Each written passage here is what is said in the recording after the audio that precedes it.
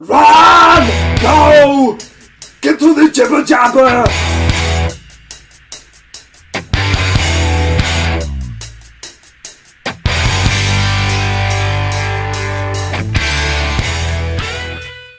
Hi guys, welcome to episode 69 of the Jibber Jabber podcast, but only episode 2 of our YouTube series. How are we doing? How are you doing, Kev? How are we doing? And everyone at home's like, yeah, Hi, good. I'm probably falling asleep just waiting for you guys. I am good, man. It's been a long week, so I'm looking forward to sitting back with a wee brew and getting it the chat with you. What are you drinking? This is just Tenants, but it's also accompanied by some number 7. Wow. Man, how come you're drinking all the time on these and I'm not drinking on them? It's weird. There's been a role reversal here that is uncomfortable for everybody. Nah, do you know what? It's that Christmassy period, you know, the run up to Christmas. So I think, I don't know, I tend to get a bit more, I get a wee bit more drinky when it gets close to Christmas. A wee bit more drinky. It's almost offensive. It sounds offensive as fuck, doesn't it? It does, Well, I had a few beverages last night. Yeah, I know. I think I was on the 40 at some point. Just a wee. No, it's a good. You might have noticed, people. I've got my new setup here. This is my newly opened and newly christened man cave that is finally done, and it looks fucking great if I do say so myself. It does. But I've got a little bar in that corner, so I've got my optics on the wall, which is just far too handy. Just fancy a drink, done. And my mate got me a last orders bell as well, which is yeah, I noticed that. Fuck, which that'll never be rang. Gathers up, steaming at 2:30 in the morning. Santa's coming. You stop ringing that fucking bell! Your new man cave is actually going to be our new deep dive location, because yes, ladies and gents, the deep dive will return and you guys will be voting. And when we do the deep dive, we're not just going to do it like this, what you can see, but we're actually going to get our production crew and have the 4K cameras set up with all the perfect lighting, audio. So it's going to be something quite spectacular for you guys to see exactly what you voted for. It's going to be a lot better than this fucking lighting that I've got right now. I would have it lighter, but the problem I've got is it's overhead lighting and it makes it look like I've been punched in the eyes. So I just refuse to do it. For those of you that are listening to this purely on audio format, this is the reason you got to come to YouTube and check out our show, as we are now visible. You can now see the Jibber Jabber podcast in all its visibility. Just head to YouTube and type in Jibber Jabber podcast. We will be the first one at the top. You'll see, is it Conan O'Brien is below us? Yeah, that's quite funny. Take that, Conan O'Brien. You know, honestly, actually, we should actually fucking nail that show with a cease and desist. I know. Because we had it first. I don't know. Did we? I think he did. No, I think we did. Did we? I think we did. Right, I'm hitting him with a cease and desist that he'll never read. Just like all the requests we have to get the actors. In fact, not all of them, because we've had some really good actors coming on, which actually brings me to my next point. We will have a bonus episode for you guys. We recently watched a movie that we'll get to when it comes to what we've been watching, but stay tuned because we have a really bonus episode coming up for you guys, which you should like, and it's been a good wee find for myself, but we'll get into that. So today we talk about topic of the week. Pause for editing purposes. Topics of the week, J-Mac. Well, as we record this on the 28th, is it 29th that the fight's happening, or is it is now, right? It's happening on the 28th. Right, yeah. So it's that time different thing, but it's at 4 a.m. for us. So I don't know if we'll be staying up to watch it. In fact, we should. Mike Tyson is coming out of retirement at the age of 54. 3, I think. 53. Is it 53? We probably should have looked that up before. No, it's 54. He's 54. Is it 54? Right. 54, 100%. So he's coming out of retirement at the age of 54 to fight Roy Jones Jr. Now, I'm going to say this before we get into it, right? I am a fan of Mike Tyson's boxing, the same way I'm a fan of Chris Benoit's wrestling. No, quite keen on the guy based on the charges that's been in the past. I don't know how that all went down because it's something I really didn't look into. But with the connotations that is attached to him, if that is in fact real and true, then it's a thumbs down for the guy. But you can't deny his boxing career. What are your thoughts Very true. On Mike Tyson? On the man himself, I think he's definitely a different man now than he was back when he did his nasty, dastardly deeds. Yeah, but what's redeemable though? I mean, I'm not saying it's redeemable. I'm just saying that he's a different person now, which is I mean, it's so apparent when you watch him in interviews. You see him on Rogan and stuff like that. Aye, for sure. It was about a year ago he was on it, and then he decided he was going to do this fight, and he was on the Joe Rogan show again, and he seemed like that old Tyson again. Like he wasn't quite as chill as he was the time before because he was out his tits. yeah. But no, I mean, you can't. The man himself, maybe not the best role model, but fuck me, what a fighter he was back in the day. And maybe still is though, right? Well, that remains to be seen, but his training videos look pretty scary. I haven't seen any Roy Jones Jr. stuff. I did see him on Rogan as well. And to be honest, I thought he came across as a bit of a tit. It was, I mean, I know he's a boxer, and they all have to have some kind of ego, but his just seemed really pretty fucking high. And at the end of the day, this is a couple of old dudes having a scrap. I don't know. I think there are certain people that the old dude thing just doesn't quite correlate to, like, I still think Mike Tyson's gonna really show up tonight and smash fuck Roy Jones. Tyson's just a different breed, man. He's an animal. It's going to be a Creed versus Drago moment. Well, wait there. Are we talking Creed versus Drago as in like new Creed versus Drago, or as in like Rocky IV Creed versus Drago? I mean the real one. Right, Creed versus Drago. No, I don't think he's going to kill. But I think it. Rolling damn cow. I know. I don't think it's going to go to that extreme, but I think it'll be. I don't see Tyson going down at all. If anything, it'll be a draw at the best, and Roy Jones really has to bring it. Do you know what I just thought of there? I don't know why, but that moment in Rocky IV when he's holding Creed dying in his arms, and he says to him, he's like, "You're going to make it. You're going to make it." When has somebody ever made it in a film after somebody said that to him? Oh no, I don't think you're going to make it. No, yeah, motherfucker, gone. Hi, yeah. Shout out to Carl Weathers, who was previously on this show. Ish, mate. Were we talking to him? Did we film it? Question. Yep. He was on this show. you also got to tell him about Apollo Creed's statistics. Well, that's the thing. That's the thing. See, when you get with people that claim to be Rocky fans and they don't know specific trivia that's very, very, I mean, it's not like it's hidden. You know, who won that third fight at the end of Rocky 3? Well, watch Creed, because that is answered there. And yet Carl Weathers didn't know, and neither did the boy asking him, you know, who won that fight? Watch fucking Creed, you dafty. Some of the questions that you hear getting asked at these conventions just make you want to rip your pubes out. I mean, remember that one guy who was asking the most ridiculous question. Every question was just pointless or such a well-known answer that there's no point in asking anymore. The point in these situations, you get in a Q&A with these people, is to ask them questions that they've never been asked before, or certainly that's not in the ether. You know what I mean? It's you can't Google.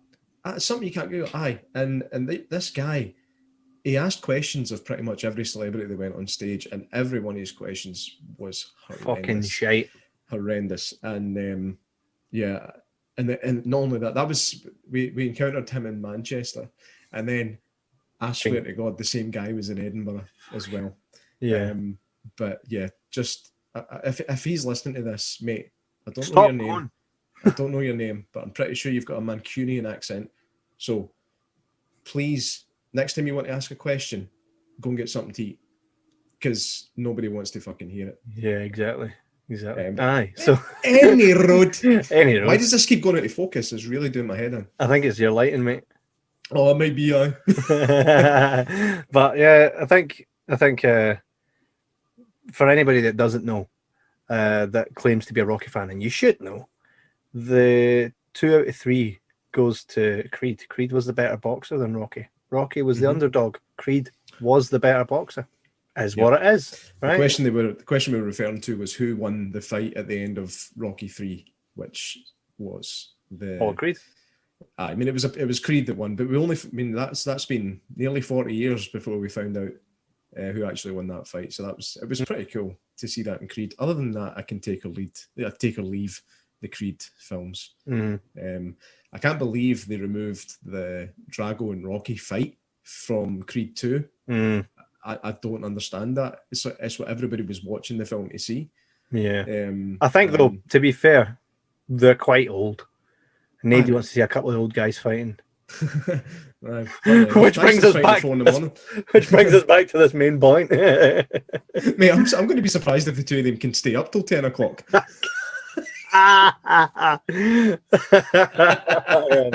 That's funny. Hey, I don't know. Do you reckon? I think Tyson's gonna. You can't bet against them, really. The two of them are excellent boxers, man. It's anybody's game. I think technically, Roy Jones is a much better fighter. Yeah. But Tyson always had the power. Yeah. Not saying that Roy Jones Jr. didn't have power. He did. His arms are ridiculous. But it's for me, it's anybody's game. I want to see Tyson win it because I just know more about Tyson than Roy Jones Jr. He's like you get Muhammad Ali, and then you got Mike Tyson. Some would say Floyd Mayweather. I would put Floyd Mayweather there, but people don't enjoy his matches because they say that it's not entertaining enough. But as Floyd Mayweather says, I'm not there to be entertaining. How'd you win a boxing match? You don't get hit. And I don't get hit. You know what I mean? Imagine how frustrating it would be fighting somebody that you just can't hit. You know what I mean? You can't even land one wee solitary blow. Yeah, and you know what? I think as far as boxing goes, Floyd Mayweather is better than Mike Tyson and Muhammad Ali. They lost. Floyd never. Like, how can you ignore that? The numbers don't lie. I think the problem is his personality. Tough shit. His personality ain't going to make him any shit out of a boxer, though, are they? That's true. Realistically, if your money's going on someday, right? Muhammad Ali versus Floyd Mayweather, who's your money going on? Mayweather. The guy that's no being beat, right? Yeah. Yep. I mean, let's take emotion out of the thingy. You know, who was the greatest ever? Well, the numbers say it right there. Lost 0 matches. Lost how many matches? Who was the greatest? You're going to go with the guy that lost no matches. 0. Right, that is True. what it is. Right, True. Floyd is the best. Here we go, I say it. And yes, you can find us at jibberjabberscotland@gmail.com or anywhere on Facebook, Twitter, Instagram. Come and give me shite. Floyd's no the greatest, right? He is. He is. Whatever. He is. He never lost. He is. It so is. Right. You know what? I'm just going back to this fight for a second. I've just got an image. I've got an image of like whenever the bell rings between rounds, they'll go back to their corner and they'll be like steeping their feet in that. You know, or putting their feet in one of the giant slippers. You know? Pulling out a big newspaper. The really cool thing that Mike Tyson is doing is he created his own league called All Icon Boxing, right? Which basically is you need to be an icon in order to enter this league. And the reason he said this was because when you're an icon, right, people want to see you, and you're not as great as the young guys because it's a young man's game, right? Especially with athletic sports and stuff. So he was like, people still want to see the icons as much as they know, right, that they probably shouldn't be in the same league. They still want to see them, right? And it's not, especially if you can still do it, just not as good as the younger ones, but you can still do it. Who's to say you can't open your own league and have the people that can still do it, but not necessarily at the same pace as the younger ones? So why not have one where all the icons can go and fight? So this might be a new trend of getting old retired boxers or fighters to come and just kind of do it. Oh, my hips! That would be quite funny, right? It's just where does it stop? I mean, how old are you going to get? Remember that Grudge match with Stallone and Robert De Niro? No. Did you ever see that? No. It was basically it was another box. It was a boxing movie, and it was basically De Niro and Stallone are retired boxers, and the kind of question goes out as to who was the better boxer, and they end up having a fully fledged boxing match. Now, Is that no Rocky 3? Right at the end. What do you mean? The both boxers. Who was the best? Round 3. It is that, but it's a whole film about it, and Kevin Hart's in it as well. And does Sly play Rocky by any chance? No, I can't remember. He played another boxer that wasn't Rocky. Where the? Let me just find out what his character. Well, I suppose if it's all right for Al Pacino, he can play another gangster with it being Scarface. So. It was Robert. Aye, exactly. So we have. Well, I say it was called Grudge Match. Was it not Raging Bull or something like that? What's that? Raging Bull. That's Robert De Niro, right? That's De Niro, yeah. And he played Ray LaMotta. His name's Henry Razor Sharp. Yeah, fuck, man. So the thing is, the film itself wasn't terrible, but it wasn't great. But it was entertaining enough. But De Niro, like, I keep going to say Rocky. Stallone still looks the part. You know what I mean? But De Niro just don't get me wrong. He got quite fit, but he's just old man fit. You know, he still doesn't have a good body or anything like that. Whereas Stallone just he was just, his muscles were bursting out his skin. Yeah. Well, speaking of guys that might not be as fresh as they once were, we said goodbye recently to The Undertaker in WWE, and I know you're someone that's kind of dipped your toe into wrestling, not so much myself, me being someone that's well vetted in the knowledge and back catalogue of all things wrestling.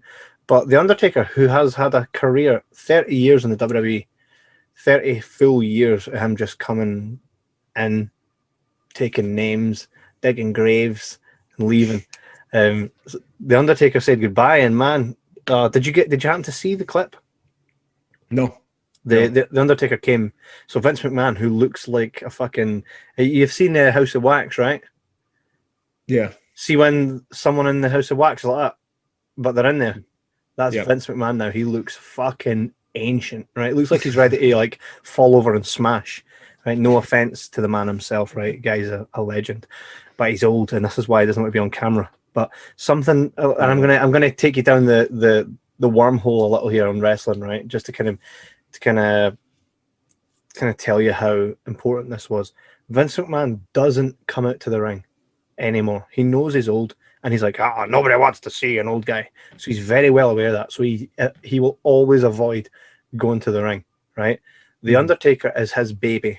He's the guy that stuck with him through everything, from the Monday Night Wars, through every period of wrestling, right? Undertaker was Vince's guy. Vince came up with the character Undertaker, which was based off of, Unforgiven, the movie. Yes. Yeah. Right. That's what he wanted, was an Undertaker that came from like that kind of town.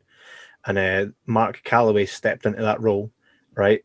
At a time where WWE and wrestling was hokey, you know. We've got the Bushwhackers and Ultimate Warrior, and everybody had a hokey gimmick before the 90s came along, and everybody started stripping back and becoming themselves, but dialed up to 12, right? Yeah. But Undertaker kept that character from the, which we call the Federation period, right? So he wrestled guys like Yokozuna, Ultimate Warrior, people we now look at and go, wow, they're long gone. He started with those guys and gone through every era till now. Basically said, I can't hang with the younger guys anymore, and that's when it's time to leave. I don't want to become a parody of what I once was. He said, I'd hate for my child, for someone to be in the audience, and it's a dad that used to watch me when they were a child, to turn to their son and go, you should have seen this guy when I was younger. He didn't want that. So he was like, it's time for me to hang up the boots. So Vince McMahon was in the ring, and he was like, tonight we say goodbye to the Undertaker. Someone that's career is legendary. There's not been one wrestling career that will ever match what the Undertaker's career was or is. And then some pretty cool visual effects. The Undertaker comes and basically says, for 30 years, I've taken souls, and now it's time for the Undertaker to rest in peace. To which he then kneels down and does his whole iconic kneel. And then you hear, oh, yes! And a hologram of Paul Bearer, his manager. Remember that guy with the urn? Paul Bearer? No. Nah, right. Well, he basically, when you think of the Undertaker, this guy was he was the manager. He was the guy who used to come up with the urn and would kind of control the Undertaker. Well, he died in real life about 5 years ago. Right. But a hologram of him appeared, and it was really special. It's like for someone that doesn't know wrestling, it's like Rocky. It's like there being one more Rocky movie, right? And as he shuts the door on his career, he looks back and you hear Mick's voice. You hear Polly, right? Yeah. It's like that. It's absolutely like that. That's what kind of fan service it was. Do you know what I mean? Do you know, the hologram thing definitely can work. I've seen it done. I went to see Queen and Adam Lambert a few years ago. And Adam Lambert is a great frontman. Mate, right? I'm totally all for Adam Lambert. Yeah. What I love about him as well is he says, look, I'm not Freddie Mercury, not trying to be Freddie Mercury. I'll take his music and let it live through me. I'm not Freddie Mercury. And that's the best thing anybody could do. Well, what I was going to say is at that gig they did a Freddie hologram basically. Mm-hmm. And do you know how emotional that was? Mate, I feel like that just watching it. Yeah. Just watching it. It definitely does work. And no, I mean, a bit of me is like now, like, did I wish I watched wrestling growing up? Maybe. Oh, mate. Because like not knowing nothing about it when it's such a big thing is a bit irritating, to be honest. But on the other hand, I was just never into it. I tried to watch it and I was just, I'm sorry, I was one of these guys. That's fake. I'm not watching it. Well, everything we watch is fake. This is the argument I say. Everything we watch is fake unless it's a reality show. And which, by the way, sometimes the fucking reality shows are faker than the movies. Right? Oh, absolutely. Everything is, and here's the thing, right? This is why, and I say this as someone who dabbled in wrestling, who spent quite a few years doing it, right? But I would never class myself as a wrestler. But the word fake is so demeaning because the injuries are real. The time you spend away from your family, the sacrifice, it's all very real. The only thing about it that you would class as fake is the fact that it's predetermined and you're working together. You're not trying to hurt the person, but you try to put on a show, you know, like a stuntman would. That's the only difference. And the reason that, I mean, say predetermined, that's fine. It's entertainment. And that's exactly, it goes with all kind of forms of entertainment. Pardon me, sorry. Remember when I was the disgusting burpy farty drinky one? I'm not farting, man. It was a burp. It's a mouth fart. That's a mouth fart. Hey, you've just came up with something that's going on my MySpace. But so Undertaker basically rode off into the sunset, and the worst part about it was the fact that there was no audience there to cheer him off. Because of COVID. But hey, WWE doing the best they can. But hey, 30 years to the greatest fucking wrestler that's ever fucking laced up a pair of boots. Oh yeah. I don't really have anything to drink, so I'll just pickle juice. You're not drinking vinegar. You're drinking vinegar. Again, folks, this is why you need to go to the YouTube show, where you'll find us on youtube.com, Jibber Jabber Podcast. Jordan just took a big glop of vinegar. A glop? A gulp. A glop. A glop? Plop fiction. Plop fiction. Speaking of stuff like plop fiction, it's time for what we've been watching. So I'll kick this off actually, right? Yes, please do. This kind of pertains to movies because there's a movie made on the first book, but the second, the sequel book to Ready Player One has just dropped, and I am halfway through it. Oh yeah, it only came out like 2 days ago, and I'm halfway through it. Right, how is it? Well, I'm speaking to someone that's only watched the movie, right? I turned it off. It was shite.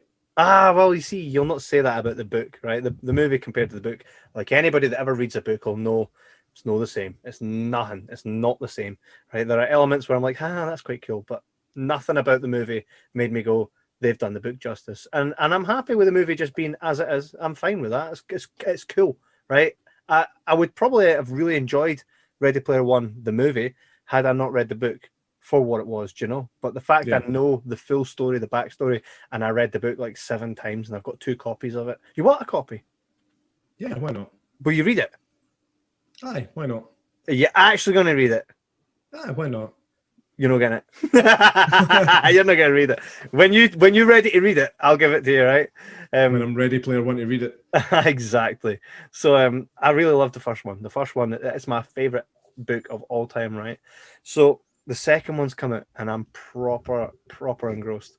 I'm not going to spoil much here, right? But if for anybody that watched the movie, the basis of the story is kind of the same. You need to get 3 keys, which unlocks an egg, which gives you pretty much full control over gregarious games, which you basically own the Oasis. You are in God mode.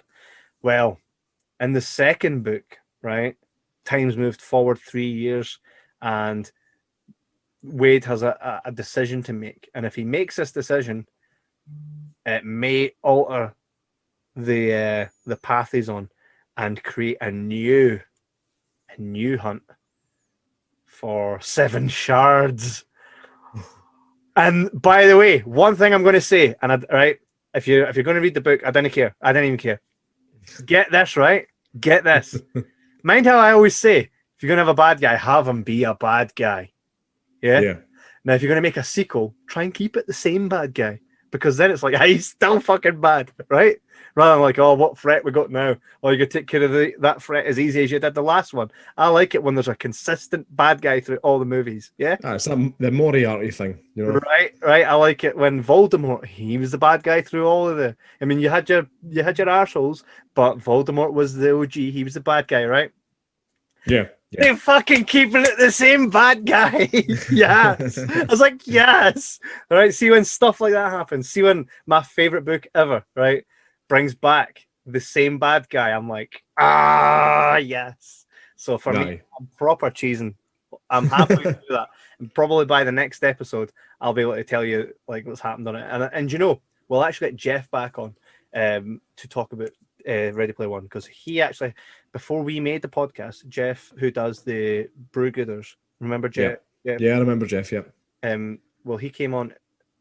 Oh, that was the Kentucky Goblins episode. Yeah. He came on right? Well, he actually was the one that got me into podcast, and I was a guest on his because I was a fan of Ready Player One, and I enjoyed being on a podcast so much. And I'd been thinking maybe I'll start one, but this kind of gave me the confidence to do it.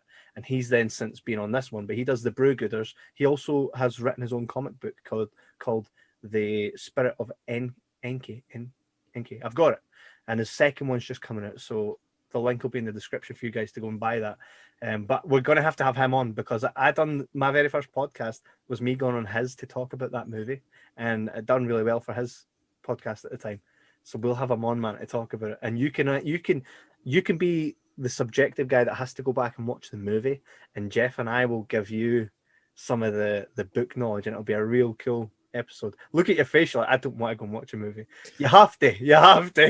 I know. I'll need to give it another chance. I just once you get past the kind of nostalgic references in it, for me there just was no substance to the film. Movie. The thing is, I'm not a gamer either, so it but here's the thing, man. Holds no appeal for me. It does though, because that era to which Ernest Cline talks about, right, in his books, that's your childhood. That's not even mine. I got, like, when you're from the 80s, right, the 90s see the arse end of the 80s. So I got the arse end, Sonic the Hedgehog, Joust, Pong, right, Atari. I got the arse end of that. I was moving forward.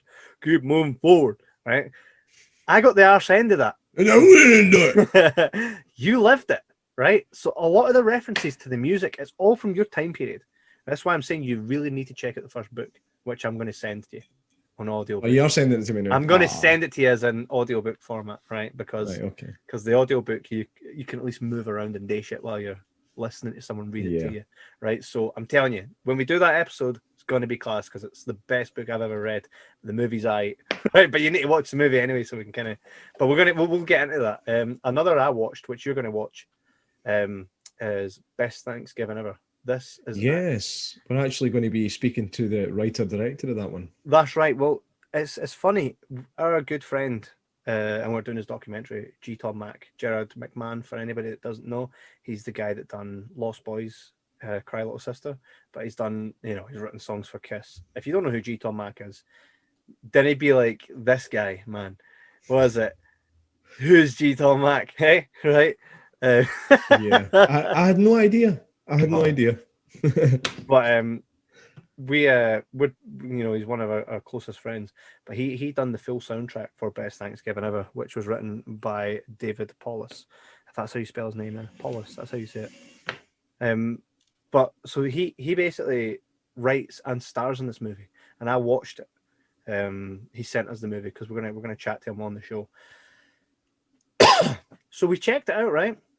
You can only get it in America. So for all you American listeners, which, by the way, are our biggest audience is American, which is strange for a couple of Scottish folks, right? Yeah. Right. Yeah. Right. Totally, man. Yeah, man. So for you American listeners, go to your Amazon Prime and check out Best Thanksgiving Ever. For me, it kind of felt like I was watching a more serious American Pie, if that makes sense. Okay. What I like about it is sometimes you'll come across movies that were written by the same kind of guy that you are, like John Rooney, for instance, with High Times. Right up our street, right? Yeah. Right up our street. Well, this is the same. Simple wee things that made me laugh. Not so much the here's where you're supposed to laugh, but the parts that weren't obvious. Oh, sorry, am I fucking boring you? Am I fucking boring you? I was up way too late last night. Fucking hell. It has a feel of American Pie to it, but with a bit more serious kind of tone. What Eric Roberts makes his cameo in it as well. I don't want to ruin the movie for you because you've got to still see it, but there were several times where I laughed like this. Right? The old the Kev laugh. Yeah. And if I do that, that's it basically means you're on to a winner. It's the simple stuff. It's because every character in that movie, someone, and get this right, the main character is called Kevin. Oh fuck! It's so fitting. No, it's not. It's absolutely not. Right? It's if Kevin is someone, it's you and Todd mixed into one person. Like he basically looks through the window and sees his missus getting ploughed, and is just like, "Cool, I'm just going to take my flowers and get." That sounds familiar. No, but here's the thing, right? Just to kind of relate the character to yourself, right? What would you do if you came at your house? And you're about to walk in your house and you can hear somebody getting proper rattled, and you look through your living room window and there's your wife with her legs up getting smashed. What would you do? Well, once I'd finished, I'd,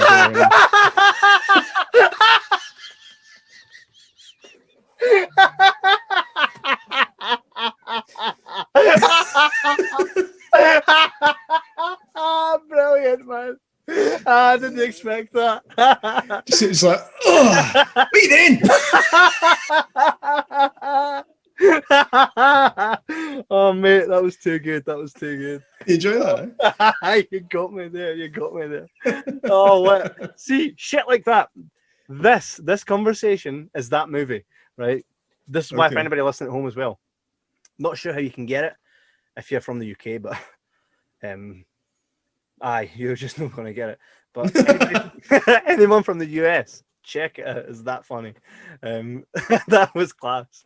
But, do you know, I seen somebody online.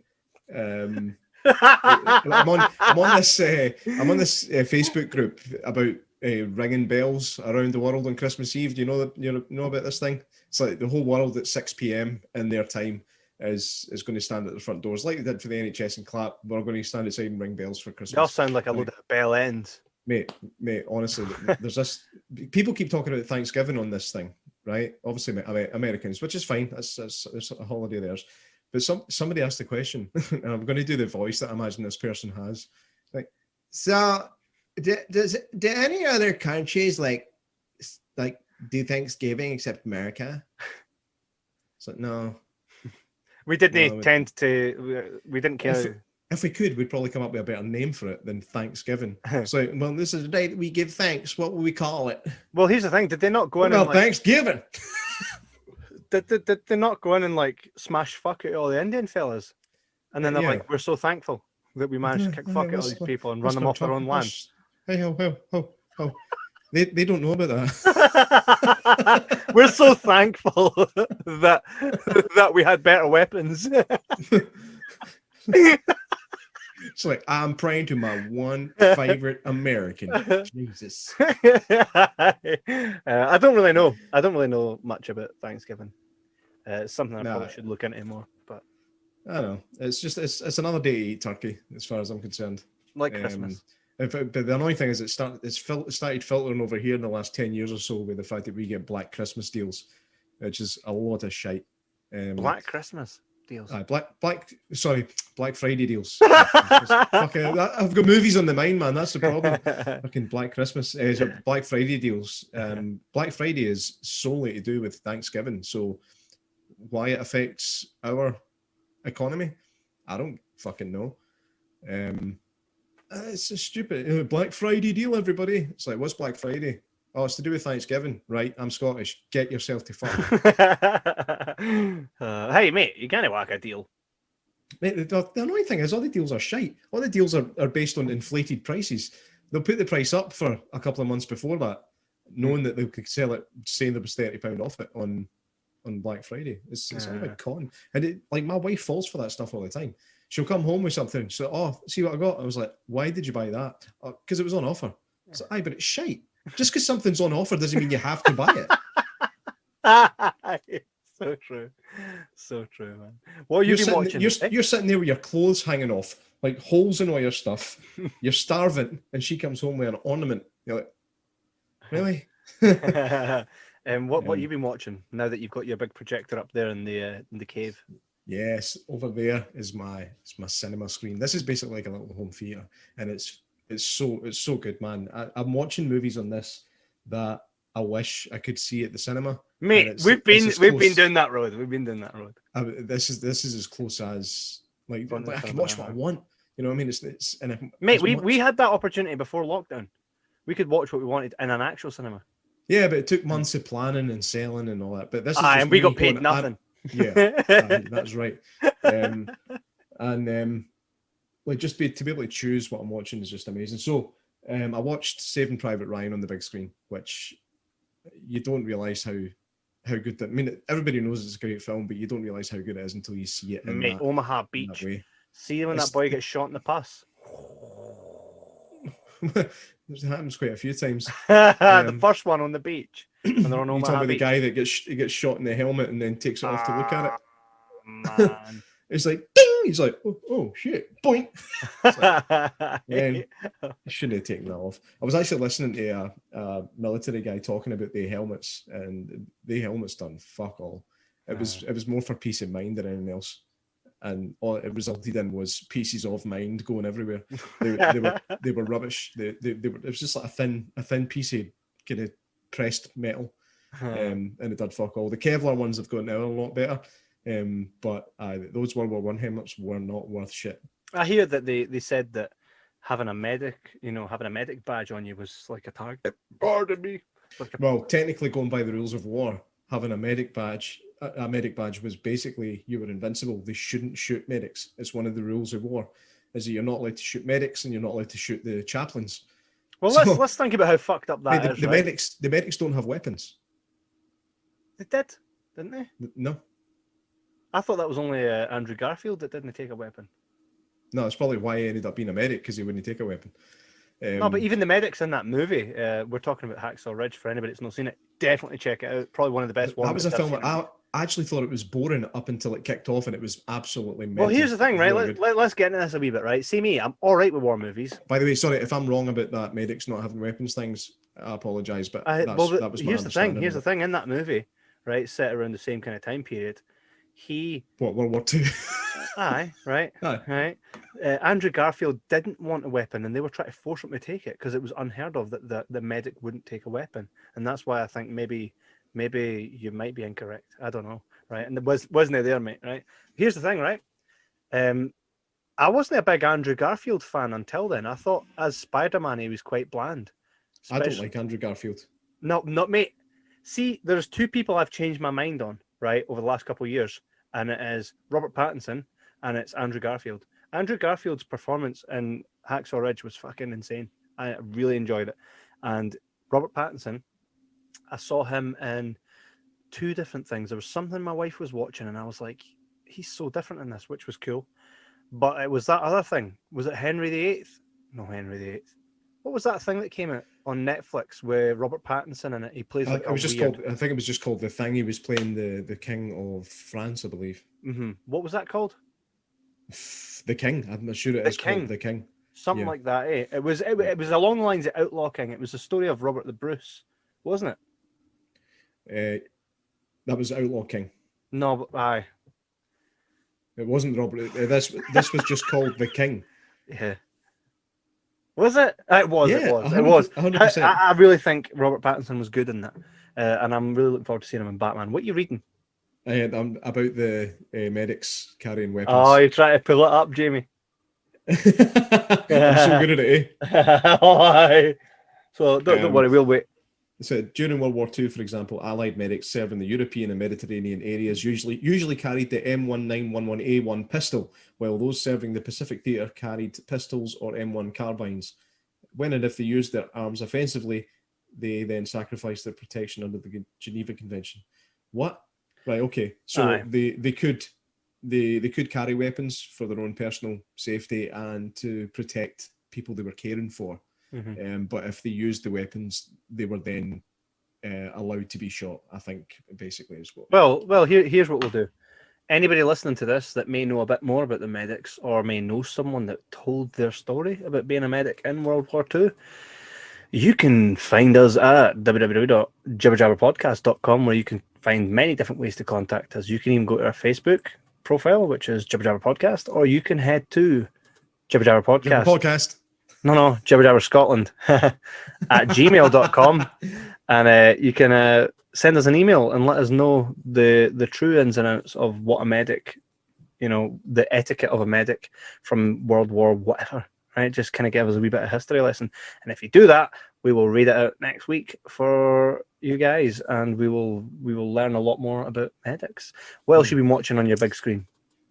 I've been watching. I started watching Terminator 2. On the VHS I gave you. No, actually, no. On the DVD.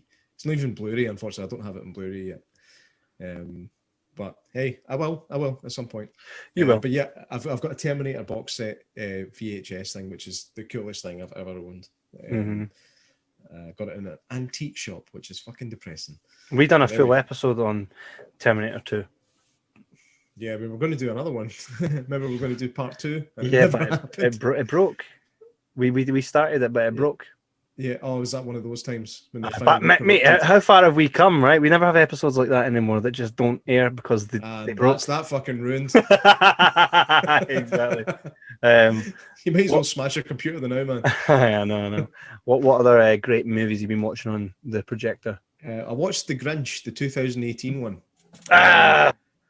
This guy. Yes. No. This guy. No. I watched the 2018 one. It's the one that my son likes. He likes the other one a wee bit, but he prefers that one because it's animated. And I'm going to be 100% honest with you, Kevin.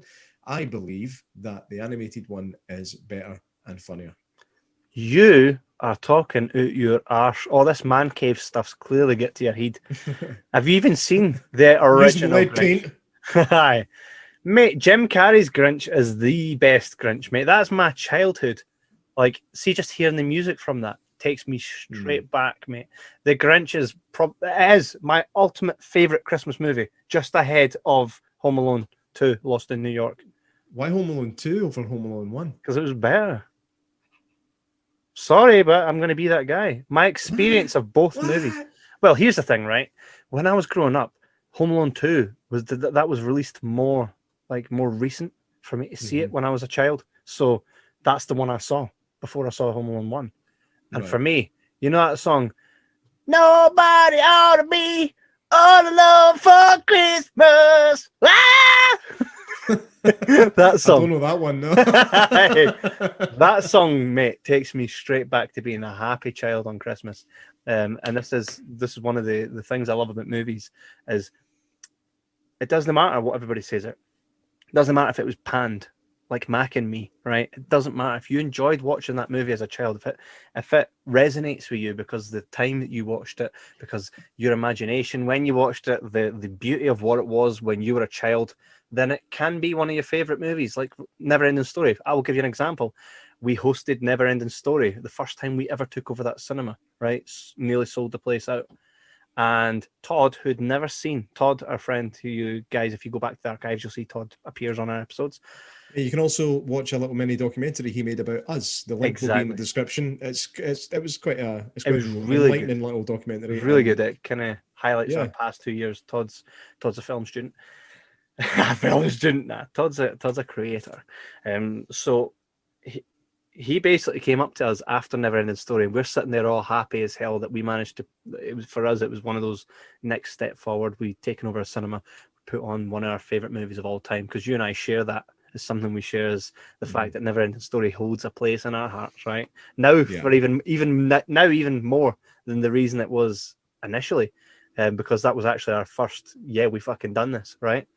And Todd came up and was like, "That's the first time I saw that. You enjoy that?" And I was like, we were like, "Oh fuck, aye, man, we're fucking hearts are beating in that after just watching it." So that was fucking shit. but we'll never see it as shit because we've had that history with it, right? We enjoyed the ride it took us on. And I actually was speaking to the writer of Best Thanksgiving Ever recently, and I'd read the Q&A that he'd sent over, and the wee guy on the Q&A was kind of getting all the, I don't think this and that and this and that. And I'm like, see if the guy was on our show right now, I'd say, the guy that held the interview, I'd say, "Mate, sit the fuck down. Shh. Just watch it, right? I liken it to this. A dog, when it puts its face at the car, right, and the car's driving, goes, right? Was it there? It enjoys, right? It enjoys the experience of the, yeah? Uh-huh. It doesn't question what it's enjoying, right? It just lives in the moment of enjoying it, letting that car take him where it's going, and it enjoys the experience. I wish I could enjoy anything as much as dogs like sticking their heads out. Right. So I liken watching a movie to that. Stop picking it apart, right? Nothing in this universe is perfect, right? But for a movie, it's interpretation. What does it do for you? And that's the way I've always watched movies. That's why some of my favorite movies, people would say, are fucking utter stinkers, right? Like The Grinch. We're going back to this, mate. Right, let me tell you right now. That is what do you mean back to it? That's the reason we're talking about this. Mate, that is... I know. That is one of my favorite movies of all time, right? Just everything about it, man.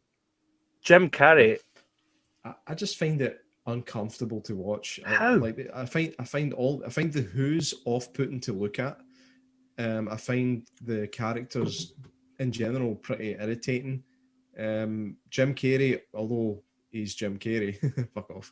I didn't see anything particularly appealing about him in that film. It's when it's really funny, mate. He's like this.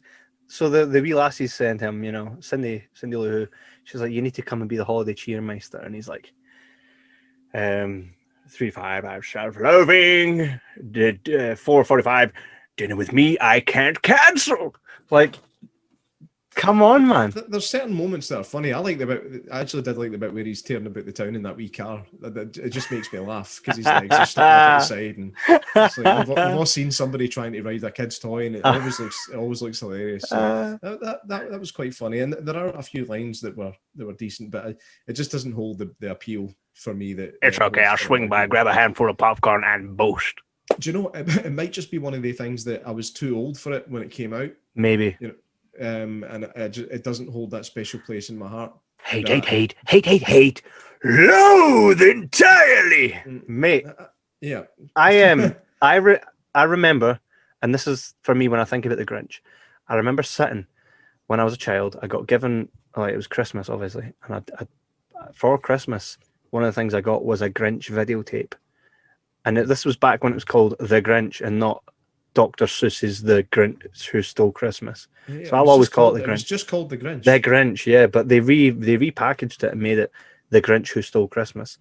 I remember sitting, I put the tape on, and I remember sitting with my Game Boy Color. I still got that to this day.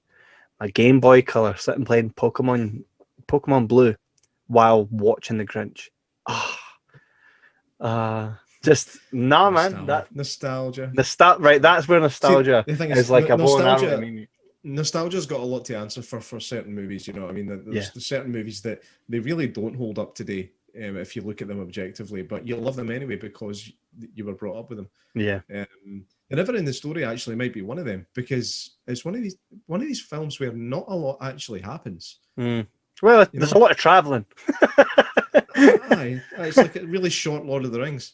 There used to be big. It's just there's special things about it. I mean, it just takes you back to the childhood and the fact that it's all kind of mostly practical effects and stuff like that. That's what makes these things charming. And I think that unless, like, my wee boy's not interested in Never Ending Story, and it's just because he expects one of mine is. I think he just expects more. Yeah, conditioned. He's been conditioned. Aye, so you know, one thing I love. One thing I really love about Never Ending Story is the fact that I can rhyme off any line of it, and you'll hit me back with a response. Go on. He made it! He made it! I always said he could do it! But that's no reason for you to go falling out of the basket again. Wench. Come on! I couldn't remember the next line on that one. I just totally fucked up. You can edit this out and do another one. Oh, no, fuck no. That's getting kept in. Hey, do another one then. Okay. I was just sneaking away. No. I mean, yeah. I like children. For breakfast? Never. I'm a luck dragon. I'm a fuck dragon. And my name is Shalcore. My name is Hardcore.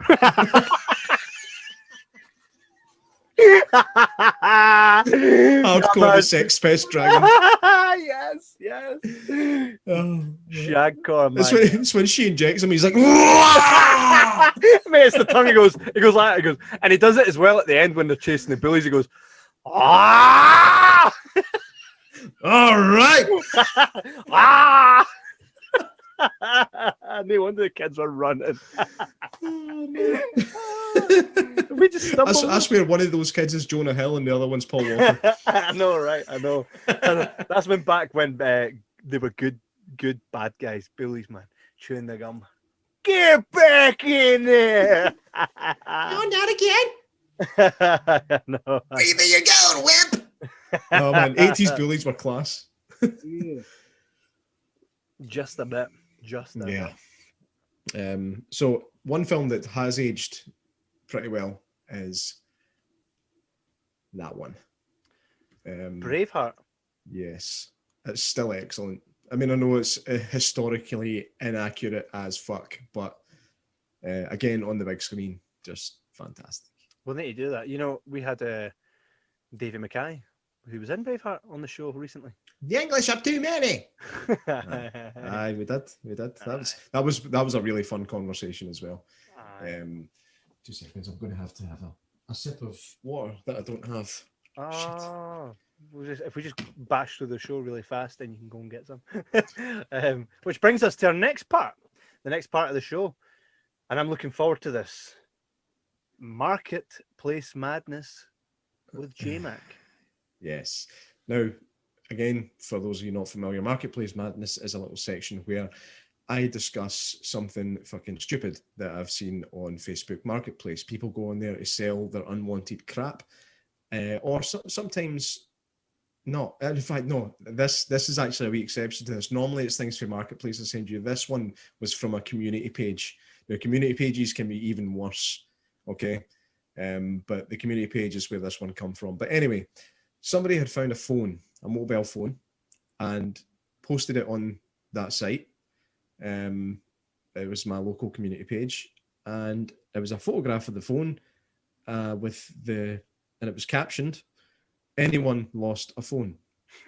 It's like, well, if you fucking found one, the chances are somebody lost one. No other information. If it said anybody lost this phone, I found it at such and such a place, that would have made sense. But anyone lost a phone? No, it just magically appeared, broke. You fucking moron. It's lack of detail is one thing that really gets on my chesticles. And honestly, like, anyone lost a phone? Well, yes, someone has. That's why you have it. You fucking dingleberry. Mate, you know, that kind of reminds me when people go like this. It's someone's driving license with a picture of the person, and say it's, for example, Laura Davies. Hey everyone, found a driver's license. It says Laura Davies on it. Can you all share in the hope that she finds it? Why don't you just Facebook Laura Davies and look for the cunt you can see on the... Because they want to make it look like they're good Samaritans. Yeah, they're trying to get points. Oh, that was so nice of you to do that. Oh, you're such a good person. You're not. You're an attention-seeking fuck. Yeah, no. Just leave a driver's license where it sits, man. It's nothing devious. No, just do a bit of research. That's all it takes. All it takes. The chances are the person's on Facebook. You know what I mean? Most people are or have been at some point or know somebody that is. You know, it's... Another annoying thing is, I'm pretty sure your driving license has your address on it, so you could just take it to that address. Magic! It's magic how these things work. Who'd have thunk it? Who'd have thunk it? And so yeah, if you find something, it is nice of you to try and find the owner if there's no clues to who that person is. But when you're trying to find the owner, be a bit more specific with the information. Anyone lost the phone? Fuck me. This brings us to our main topic. Our main topic today is our favorite female leads, which, by the way, have always existed. This isn't a recent phenomenon. This hasn't happened just because everybody's bitch moaning and complaining about it. This has been happening for decades. So enjoy the fact that these films exist and stop forcing a false narrative that it never has, because it fucking has. It has. Enough. So we're going to talk about our favorite. Now I'm going to Enough. I'll kick this one off. One of my favorite female leads is an animated movie called Mulan. Okay, who is it?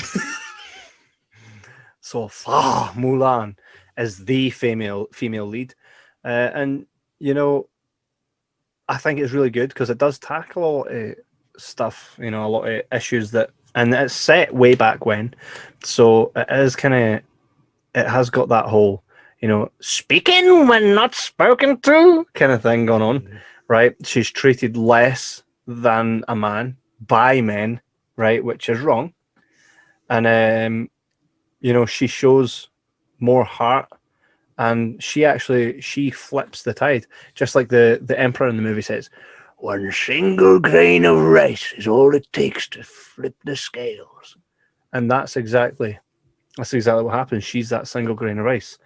She shows that, you know, women aren't just, and this was in a time where they were treated like that, they're not just homemakers, people there to see to the man, you know? Yeah. And she's got fight, she's got spirit, and she fucking, for me, growing up watching this on videotape, VHS, again, something I got for Christmas, watched it over and over again. I could literally, I could mouth the words bit by bit of that movie. It's one of my all-time favorites. Eh? I've never seen it. You've never seen the original Mulan? Nope. Mate. My son loves it, but I've never sat and watched it all the way through. I've seen bits of it. I've seen bits of it, but I've never watched it all the way through. You're missing out, man. My daughters are all right. I can't be asked for female leads, man. That's what. Nah. Mate, you're on fire tonight, man. You're on fire tonight. No, she was, for me, she's bloody brilliant. Like many other female leads that we grew up watching. Yeah. What who are you going to bring up? Well, for me, I'm going to say Sarah Connor in Terminator She was on 2. my list. She was In on Terminator 2, because the Terminator 1, she is pretty much a damsel in distress. She becomes, though, you see right at the end. Right at the end of the film is when she becomes a You're strong person. terminated, fucker. Yeah, you're terminated, fucker. So yeah, there is an element of it in the first one, but more in the second one. She is badass in that second film. I mean, she's obviously getting very poorly treated in the mental hospital that she's in. See, be honest, like when you look at it, you would have her in a mental hospital based on her story. You know, if you look at it with an objective point of view, it's like, yeah, that's what they do with her, because the story is bananas. A robot came back from the fucking future to kill me. All right, hen, you want porridge today? Even though there was footage, they do have the security footage of that exact robot that came back and destroyed the fucking police station. They do have that footage in the second one. Here's nothing as well. There's no evidence. There's no evidence in that footage though that it's a robot. It's just a guy. Well, here's something for you, right? Just same guy.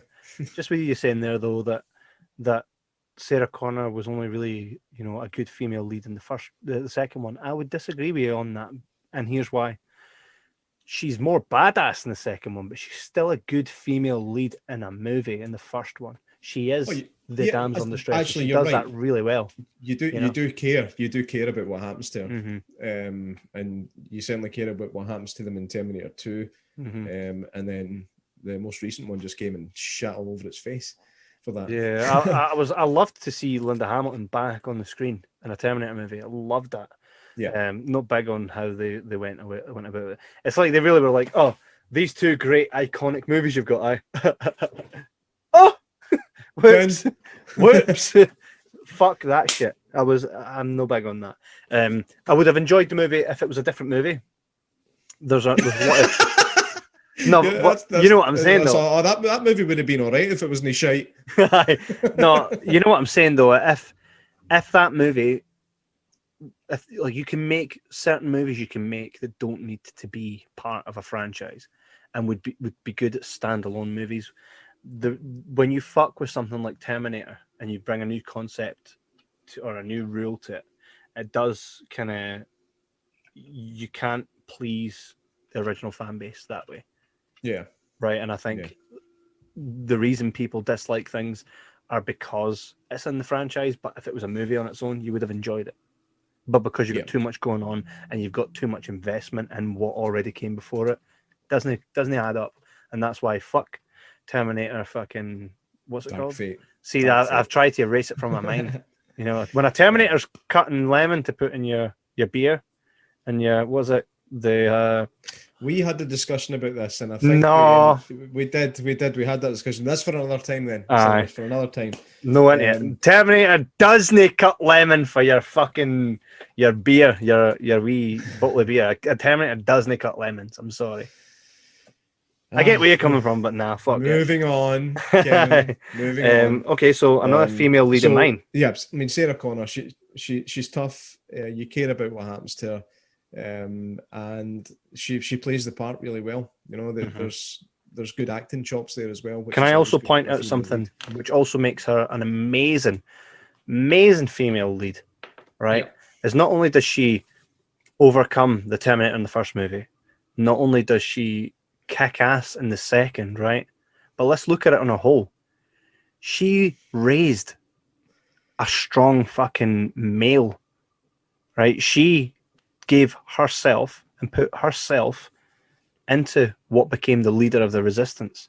So how more of a strong woman can you get that avoids, well, if we're not including the new Terminator, right, avoids a child getting shot with a shotgun, right, or killed by a Terminator, but also raises him to be strong enough to lead the resistance and, you know, rob cash machines with an Atari, right, and create a future for the human race. Like, he didn't have a dad, right? So he became that warrior through her, and that speaks more to her strong ass motherfucking character than anything. Yeah, and that was 36 years ago and 29 years ago, respectively. That those films came out, and there is your strong female. Exactly. And here's the thing: let's make a new Terminator. But what we'll do is we'll erase them and we'll erase Sarah in that because they didn't do much, and we'll give them a strong female lead. Like, you had it. If any movie fucking had it, it was that. What was funny though is they gave it a strong female lead and then gave her a boy's name. So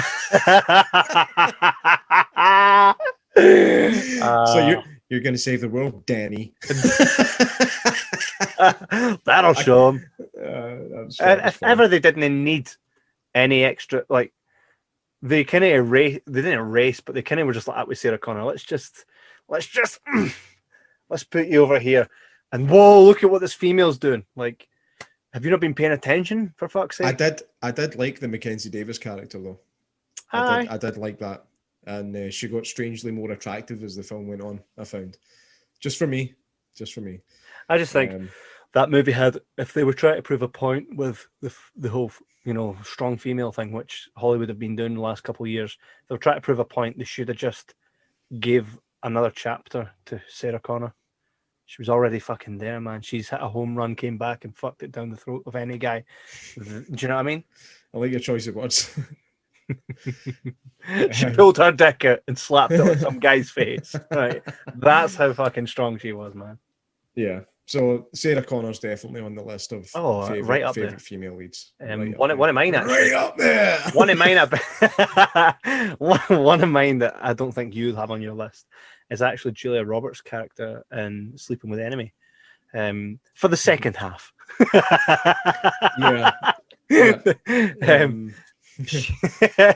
She overcomes, probably one of the worst things a woman would have to go through. And comes out the other end of it. She was beaten and she was treated like worse than what a human being should be treated like. And she fought and she outsmarted, Patrick Bergen, who we've heard is a really nice fella in real life. Top-notch bloke. Aye. To quote a good friend, he was a fucking cunt. Aye. I don't know if we can leave that in. I said a good friend. They'll have to work that out. Todd's a good friend. It was Todd. It was Todd. Todd worked him. I think that's going to be another segment called Blame Todd. Aye, mate. That's a very good one. But I think she was a really strong female character, and she was really, you're rooting for her the whole time. She shows true power in someone that's been abused, and stands up for the side of the abused. There was actually a film that I think it came out in the early 2000s, and it was Jennifer Lopez that was in it. It was called Enough. Did you ever see that one? Mate, any movie I see that's like Sleeping with the Enemy, I just go, it's like Sleeping. I'll just watch Sleeping with the Enemy. Yeah, I did see it. It was all right, but it's pretty much the same thing.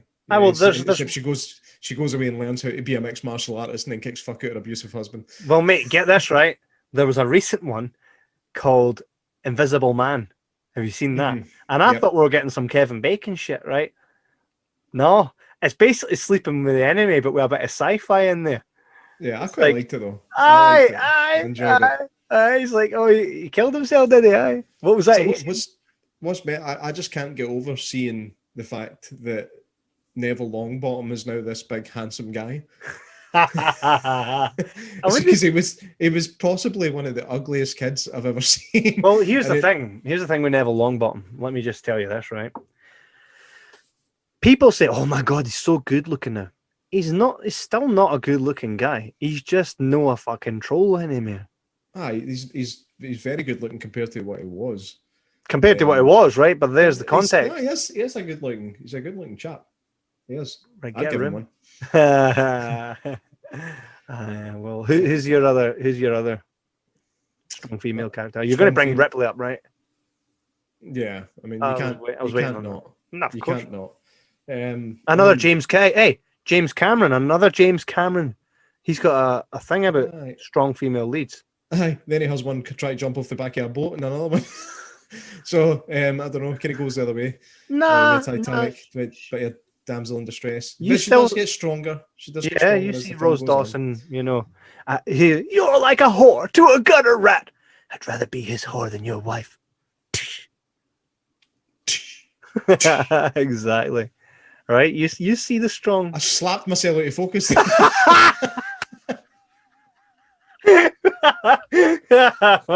Slap the soul out. Oh man. Slap just a little focus.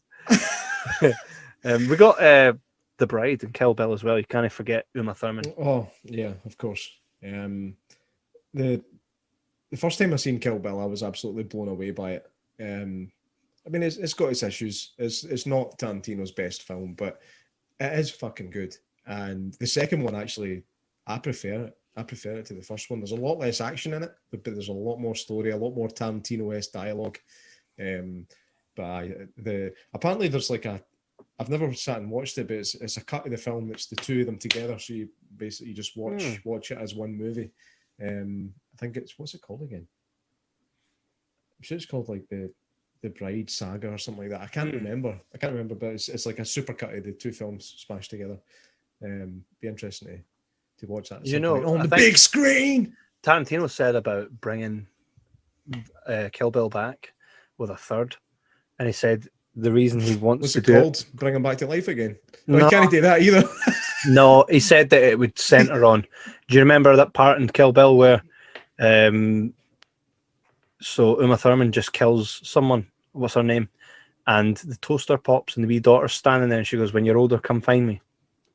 All right, yeah. That's the basis of the third movie. And Tarantino said he needs to let her have a rest because so much happened in the first two that there needs to be a long time and none of that shit. But that daughter's coming for her, and that's Kill Bill 3. And I'd love to see that. The only problem is Uma Thurman's no keen on working with Tarantino again ever since Harvey Weinstein started touching a bit. And also they kind of crashed Uma Thurman's car and was just like, get on with it. It was a bit like, I stop whining, you bitch. But you know, and just on another note, sorry, let us not forget that David Carradine died because he choked to death having a wank. Well, did that happen, or did he get some Bruce Lee treatment? Nah, that what happened? Aye. That's what happened. Aye. Aye. Well, to be fair, we don't really need him for Kill Bill 3. He kind of gets the treatment in Kill Bill 2. So with what's it called? The 5-point exploding heart technique. Yeah, I'd rather. No, it'd be much better if they walked away and shat their pants after 5 steps. Right? Take 5 steps and then 5 steps and then 5 really wide steps. Do you have any more strong female characters that are your favorite?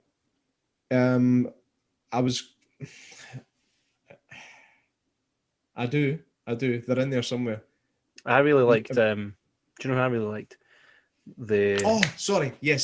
Before I forget, this is a film I specifically wanted to talk about. Was Hidden Figures. Have you ever seen that? Don't think so. No, it's set in the 1950s and 60s, I think, and it's basically about a group of black women who were working for NASA. That nobody ever talked about until very recently. They were like super mathematicians.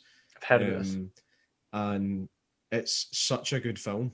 It's such a good female story. And obviously it's black female, so it ticks 2 boxes for the PC brigade these days, but it's actually a fucking excellent film. And it's one of the ones where you watch it and go, why do we not know this story already? I think Octavia Spencer's in it, who's good in everything. Even if she's in terrible films, she makes them better.